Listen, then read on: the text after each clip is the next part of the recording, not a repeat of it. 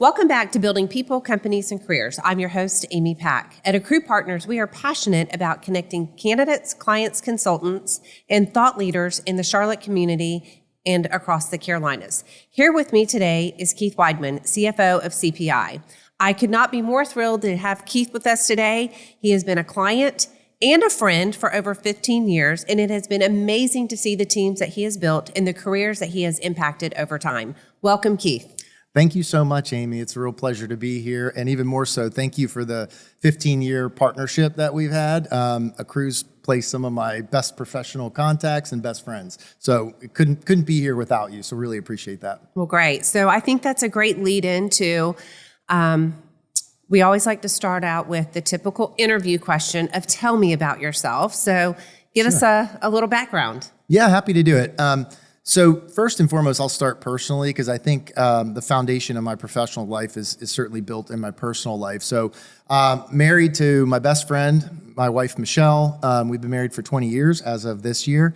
Have 3 wonderful kids, 17-year-old daughter, Lily, a 14-year-old daughter, Ella, and a 12-year-old son, Connor, and then 2 fur babies, which I would cut my foot off for those dogs. So they're part of the family too, Maggie and Miles. But from a personal perspective, I'm a huge fan of endurance sports. I love baseball, love reading, love history, and I think I've done a good job throughout my professional life of maintaining, fostering, cultivating those hobbies to not just get too immersed in being one-dimensional from a professional perspective. And I think that's really helped and served me well. I have a great group of friends, and Charlotte's been awesome for us to move here, originally from Pennsylvania. Professionally, I've had a really wide range of industries, of experiences, of roles throughout my career, and it's been really exciting. I started out with a pretty traditional accounting and finance background. I started out with PwC in Pittsburgh, working on large public clients. Subsequently, and this is a theme throughout my career, I would make great relationships and those folks would recruit me to move to my next company. And that happened to me when I left PwC. I went to a lodging real estate investment trust in Virginia. It let me build a brand new IPO accounting function. It let us do 21 acquisitions and exit the business. And that's how we wound up in Charlotte. And for me, pivotal in my career and development really was my time at Duke Energy, which transitioned me from being an accountant to being a business person. And I really credit Brian Savoy and Dwight Jacobs and some of the other leaders there that I had the privilege of working for of really helping me develop. And then the second half of my career has been even more kind of wide and different roles. And I've worked in private equity for the last 12 years. At Form Technologies and then MW Components, and both of those things were very transformational in what I was doing.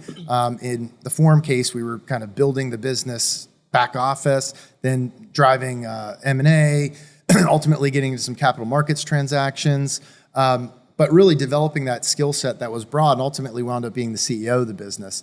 And so when I think about kind of transitioning to CPI as the CFO. I don't really define myself professionally by a title. Mm-hmm. I view myself first and foremost as a transformational leader that's focused on driving business value. And I really think that's central to the way I try to build a culture across finance teams. Mm-hmm. Interesting. I did not know about your stint after PwC. Yeah. With the real estate company, and I didn't realize that's what brought you to Charlotte. I just knew Duke. Yeah. So I learned something there too as well. Yeah. So you mentioned 2 things in there that really speak to me as it relates to building people, companies, and careers, as that's our tagline at Accrue. Mm-hmm. At Duke, there was someone that really helped you see the difference in finance and business and really leading from a business lens. And then you touched on that briefly just now as the CFO at CPI and how you're working and managing and driving business there. Talk to us a little bit more about that. Yeah, so my background largely started with very technical accounting topics, and the neat thing about it was it got you in the middle of transactions. So you kind of approach things from a strategic lens to really figure out the accounting because you had to understand the business deal. But during my time at Duke, I was kind of in these technical accounting roles and then moved into financial planning and analysis.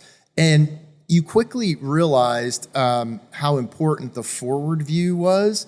That historical view that you always had as an accounting person gave you this great ability to contextualize what's happening.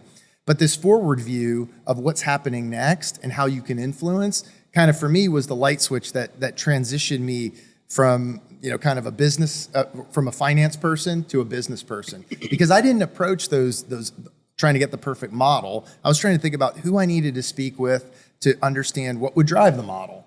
And it was just a light bulb moment for me in terms of how to approach the day. Yeah. So that leads me to, you sat on our panel for the Accounting and Finance Power Breakfast a couple months back, and you really brought a lot of insight, and the conversation could have gone much longer. We just ran out of time about how the landscape of finance professionals has changed. Yes, the technical aspect of it is critical and key, but the soft skills and the business acumen are really more important in today's climate. And you have used that platform, I will say, as you have built your teams, and you've built a legacy of employees that you have grown and developed who have since moved on, and you'll have a really tight circle. But talk to us a little bit about that and what you have found to be best as you have developed these people to become the other leaders in other companies. Yeah, I think it starts out with engagement. So when I think about how do we develop the next leader or mentor-mentee relationship or just friend relationship, starts out with what are folks, where are they at right now? What are they interested in? Have dialogue about, here's what I'm thinking about strategy, have a debate on that.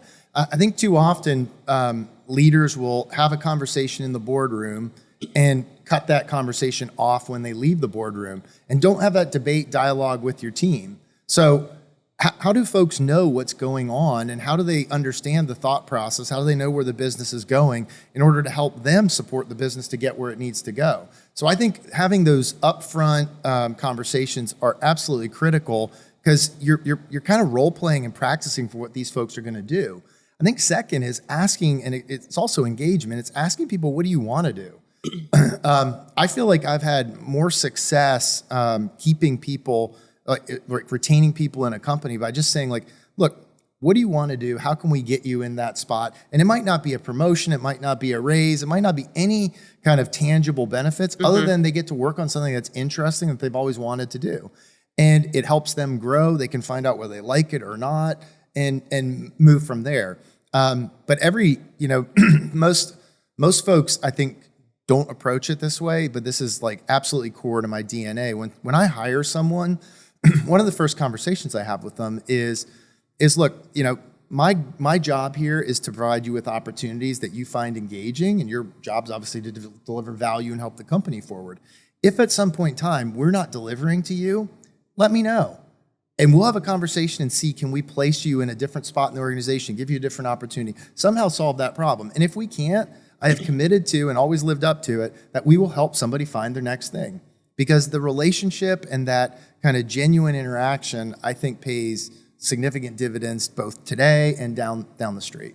Right. And I would say I've seen that come to fruition with people that have worked for you and they have since moved on and leading other finance departments. And they certainly always attribute their growth and the opportunities they've had to your leadership style. So I guess with that being said, obviously you've touched on some aspects of what is a good leader, and you touched on some pivotal points at Duke. You've worked for several PE-backed firms. Now you're in a privately held business. I guess share with the audience and us, what are some of those differences? Yeah, it is a very different environment between private equity and a privately held business. There's a lot of base similarities, but I think the biggest difference is the time horizon. You in a privately held environment are making decisions with a much longer lens to the future. That can be very rewarding because you can make bigger bets that may not pay off in the next quarter or year that have the ability to turn out really lucrative in the future. And I think that's a strategic advantage that private companies can take advantage of and position better. I think the challenge that you have in a privately owned business is that there's just that level of rigor and kind of dependence on process that you have to do in a public company or a private equity owned business that's just driven by the receipt of money and reporting back to shareholders. I think that can both at times increase your sense of urgency and improve your execution and provide some formality around your business process. So I think balancing those two things, which is what we're trying to do, as we grow CPI, is put those scaled business processes that don't encumber entrepreneurship, but also drive scalability. There's a lot of people seeking, especially in the finance world, to enter into a PE-backed organization. Charlotte has lots of them. What would be some advice that you would give a finance professional in making that transition or looking to break into a PE-backed company? Private equity is a fantastic environment to operate in. I think sometimes people share horror stories, but for every horror story, there's 20 really great stories. You'll meet some of the smartest people you'll ever meet in your career in that environment.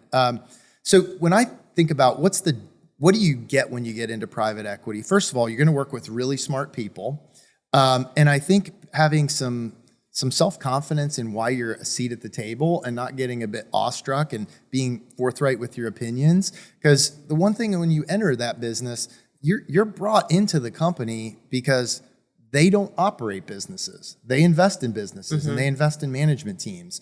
And I think keeping that mindset as you endeavor through is really important, because the last thing somebody wants to do, if you think about your own life, right? If you hire somebody to go put in a lamp, you don't want to have to sit there and tell them how to put in the lamp, right? Certainly not me. I would really mess it up. Yeah. So at the end of the day, recognize why you're there and have some confidence while you're there. You will have a faster pace of life. You will be held to high standards. You will have access to great resources. So is it challenging? Yeah, but it's incredibly rewarding, and you get into some really interesting situations and great people to learn from. Yeah, that's great. I know there's a lot of talk around it, and companies want PE, candidates and talent with PE experience, and then people are like, well, I don't have it. How do I get it? And there's some people that are willing to hire folks that don't have it if they have the runway and the business acumen and can demonstrate that, if you will. It goes to a lot of the networking side of things too. I've been fortunate to work with a lot of great mentors over the course of my career, and a lot of people just like you who share your network with me and say, hey, I'd love for you to meet this person because they'd be a great contact. And I've tried to put the work in to go and build those relationships. Right. And I think when you are trying to get into private equity, or quite frankly, any company, the best way to get in is to work your network. That's somebody that can say, hey, I've worked with Keith, I've worked with Amy before. They're fantastic. You should talk to them. It's a completely different entry point than if you're, coming in cold. I think having that network is just absolutely vital so that people can kind of check up on you. And secondly, it's a great way to hire too. We work on all our finance roles with you guys, and we'll get a candidate and it's like, oh, the candidate looks awesome, and the next thing I'll call 3 people, and pretty soon I've had a different opinion, right, of different people, and right. it's just great. So I think that networking side, whether it's in PE or out, is really important. But private equity is a very relationship driven industry. Yeah. Well, and Charlotte's a very networked city, if you will, and becoming even more so. As I always like to say, it's 1 degree of separation. So when you think about culture and developing people, you talked a little bit about ensuring that they're getting the growth that they want. It's not always about the title and the money. But what are some things that you do to ensure that you're not just impacting the culture of the finance group, but of the overall organization? Because you're impacting it all. What are some key drivers there? Sure. It's an area that I've had to work on over my career, particularly because, when you're leading in with a finance background and you've spent most of your time talking to finance people, you can get into some finance bro speak pretty quickly.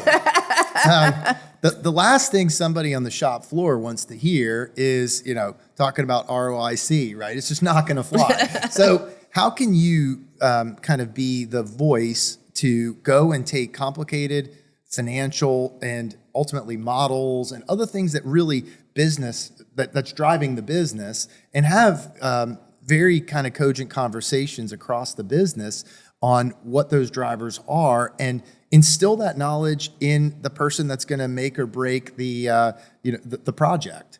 So I think one of the kind of core things to focus on is really that communication level. And I've had to change that style over time. As I kind of transitioned out of CFO into CEO, I was probably pretty bad at it at the start. And I think I got at least mediocre by the end, but I continue to work on it, in that you don't want to speak over people's heads. One of the best things that I got was we did a communication class at Form. So we were working through a transformational strategy, and we were it was COVID, you couldn't get out in front of people, you couldn't travel. So we actually had a communications firm come in and say, like, how do we distill this message? One, we tried to keep it simple. Right. And two, we really spent a lot of time planning up front before the conversation of what somebody needed to hear. Didn't matter what I wanted to say. If people didn't hear it, understand it, it just wasn't going to resonate, wasn't going to accomplish the goal we were after. So when I think how do you influence and drive culture in the rest of the organization is getting teams to communicate. Culture generally centers around communication. Right. And how do we kind of level set the various teams to ensure that goals are aligned, and also the communication around those goals, what's going on, all that's aligned. And I think, honestly, some of it's just spending time. I think in the remote era, I got some really good advice when I first got into the manufacturing space. And the CEO at the time said to me, he said, basically, I don't care what you do, just go out to a plant and get drunk with the general manager and build a relationship. And I sit there and thought, at first I was like, coming from a Fortune 100 company, I'm like, well, that's not exactly the way we did it at Duke. But once I got in and started seeing how, once you knew somebody's family, you knew what they like to do, you could talk about racing bikes, you could talk about hiking, you talk about cooking, whatever you like to talk about, all of a sudden things got better. And that was the culture of the business. And it was really good advice. And I try to hone in on that all the time. Our finance folks need to get out and observe an installation. If you were in the Form finance team, you got out to a plant once a year. Right. So how do you make sure that people understand what's going on in the business, and you're kind of continuing to build that? Yeah, build the connection, both exactly personally right. and professionally. Yeah. So you've been in a number of industries, companies of various sizes and different holding structures. Obviously, hiring and retaining talent and building talent is important. But what do you look for when hiring talent? Yeah. Because then you obviously have to, as we mentioned before, retain them and try to scale them. But on the front end, what's important and what do you look for? Yeah, I am maybe a different person when I hire. I look at a resume. I can't say I don't read a resume. I look at a resume and kind of get a sense for what the person's done. But in general, I assume that the person's going to be able to do the job. But I kind of don't focus on the specific checkbox. I look for intelligence, adaptability, ambition, and attitude. So when I look for someone, I want someone that can, because I think I need this checkbox of skills, and the resume looks like it solves that. Right. But in 6 months, COVID's going to happen. I'm going to need a completely different set of skills. Or, we're going to have a banking crisis, or we're going to need a refi, or we're going to do a big acquisition, or, a certain product line's going to change. You just don't know what's going to happen in the world. And I think finding the truly best available player is the way I've hired. Now, I'm not going to put someone in an FP&A role that's never done FP&A. Right. But when I look for it, I don't look that they've done FP&A. Like if I were in the private equity world, I wouldn't require somebody having done private equity FP&A. I would look for the best available player. Because if you can do FP&A in a public company, you can figure out private equity. Right. I think there was a board member that I had that he was a very frustrating person to deal with, but he gave one piece of advice that I hated to admit was so good. And the piece of advice was that the most businesses that he saw convinced him of how different they were. And the best businesses convinced him of how similar they were. So, or how simple, right? Yeah. Like they were very easy and simple. And I think I look at that from hiring. Like the best people are going to be just pure best talent. It's not that they're that unique with one like odd skill. It's that they're just the best talent. They'll be adaptable. Yeah. Well, what I love always about working with you is you know what you want, you're quick to make a decision, and your feedback is always on point so that we can course correct. And clearly your formula is working. Thank you.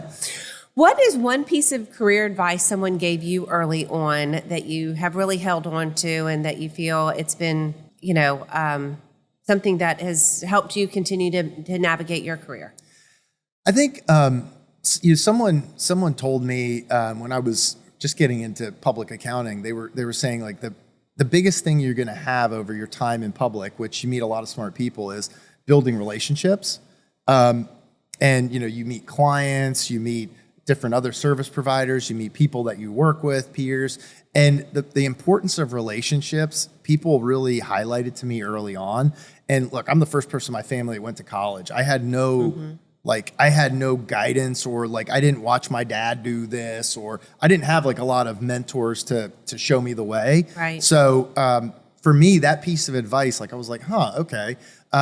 And it stuck with me because, I always heard this stuff. You got to outwork people. I always had a chip on my shoulder and worked really hard. But what do you work hard at? And I think building those relationships over time, it's been instrumental to me because that's how I got most of my career steps.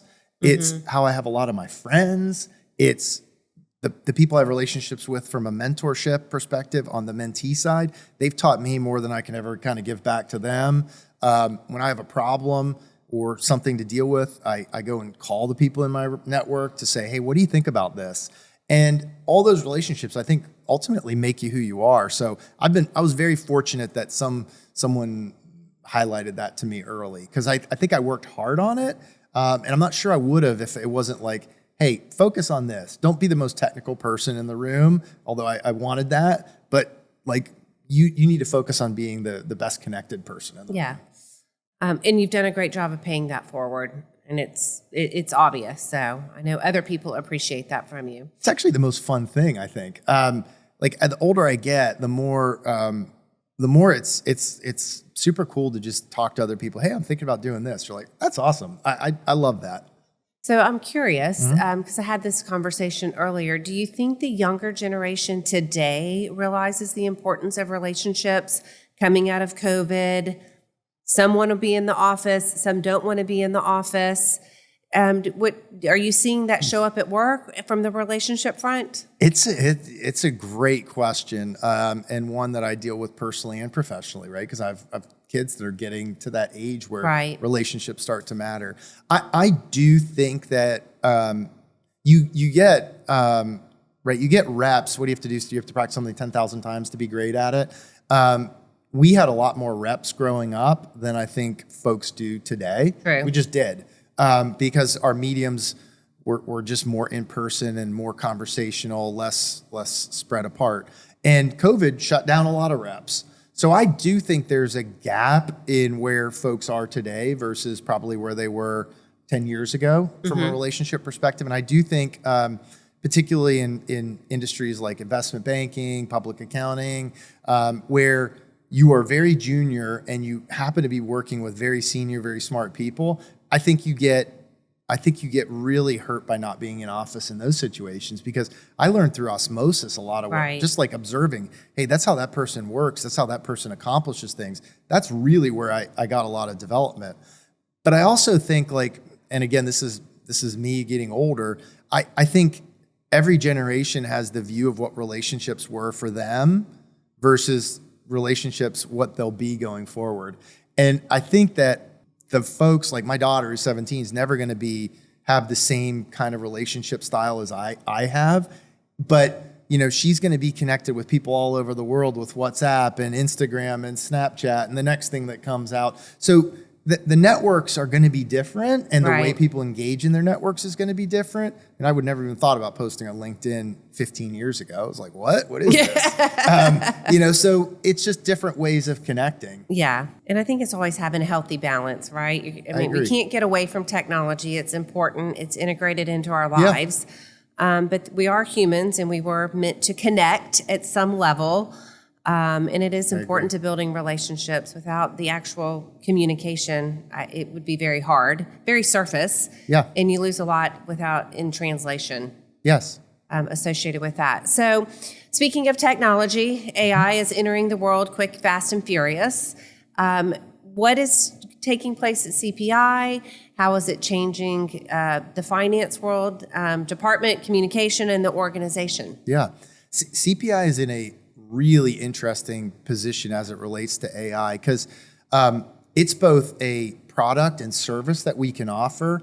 We were just having a conversation earlier about business intelligence from cameras at various locations. Right. Like, are people where they're supposed to be? Are they doing what they're supposed to be doing? Are they doing it at the rate they're supposed to be doing it? So I think it's really interesting. I mean, we've launched a night guard product that will monitor your home and extend that perimeter while your system's armed at night.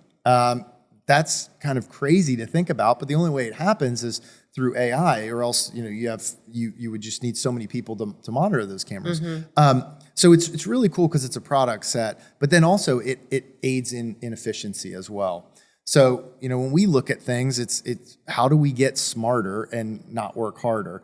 I think it's easier in like call center applications, like everyone's kind of using it there. In finance, I think it's more early stage.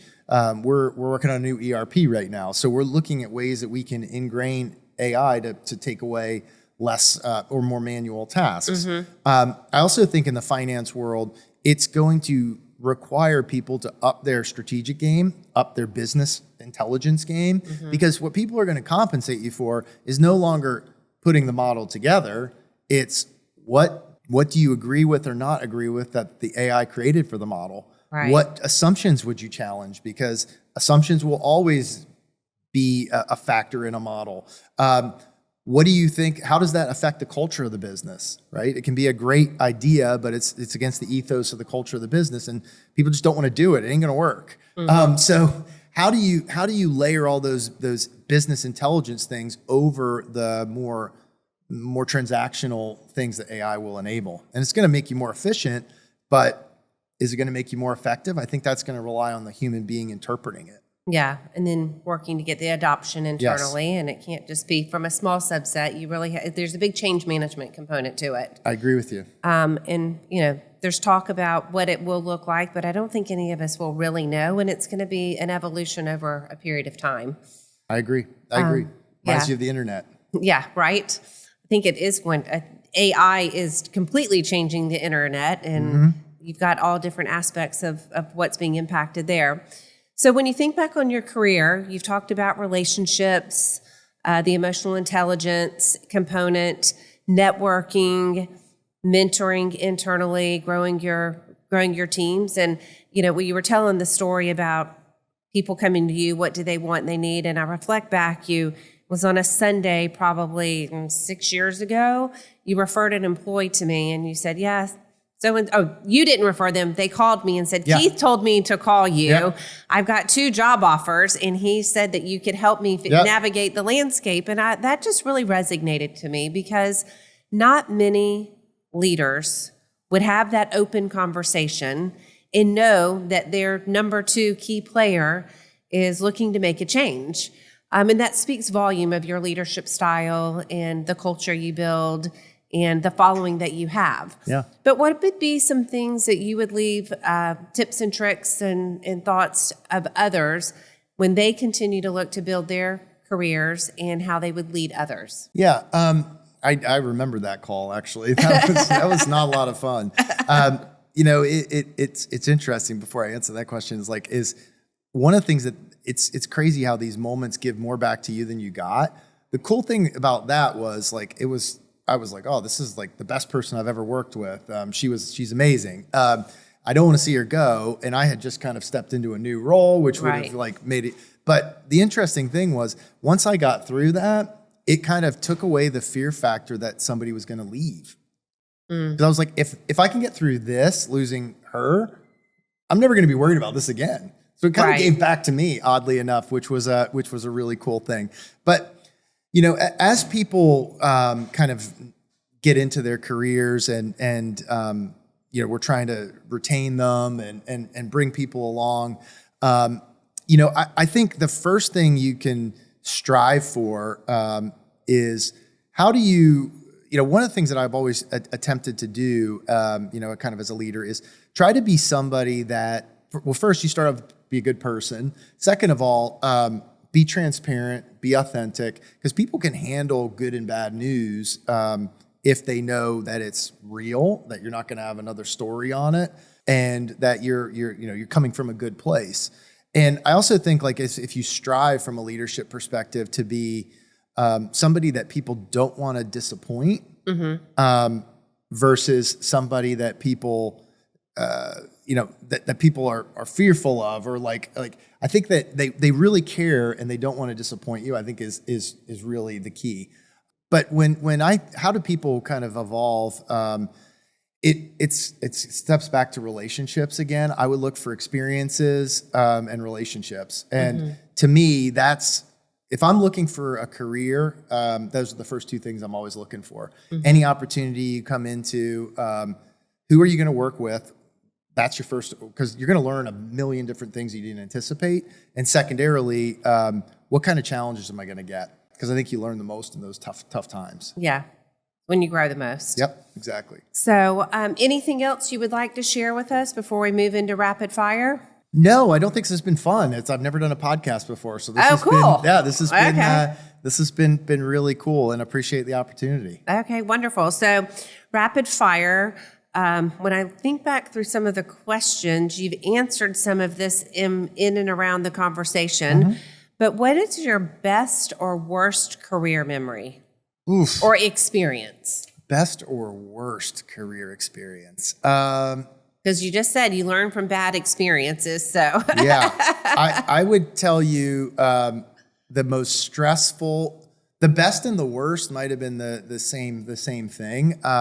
So when I took the interim CEO role at Form in December of 2019, and that was COVID hit. Right. 40% of our business was in Asia. We had a cyber attack. And we were, business fell off, and we had to do a refinancing at the same time. So it was like incredibly stressful, and most nights I wound up saying like, why am I doing this? This doesn't make any sense. Why am I doing this? But when I look back on it, it's probably the most I've grown, the best kind of cohesive team work I saw, like as everybody was pulling to get that done. And it turned out to be the most fun. And it kind of highlighted to me that your hardest moments, a lot of times you don't get present, you wish them away. And just like sometimes, and endurance sports teaches you this a little bit too, you just have to sit in the suffering a little bit, get comfortable being uncomfortable, and you realize how special the time is. Yeah. Well, and you're an athlete. You didn't talk about that, but you've done triathlons.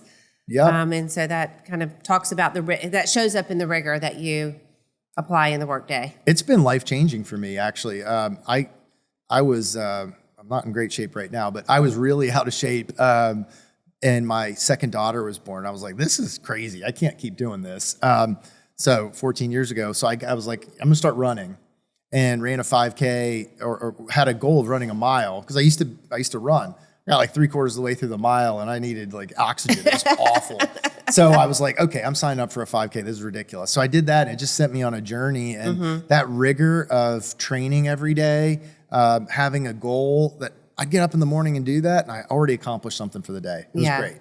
Yeah, it's a great way to start the day. Fantastic. So what would be the one saying that you're most known for? Suck it up, Buttercup. I love it. Yeah. I use that one on my son. Yeah, somebody bought me a sign with that that still sits in my office to this day. Yeah. That's a good one. Love it. And then what is your favorite restaurant in Charlotte?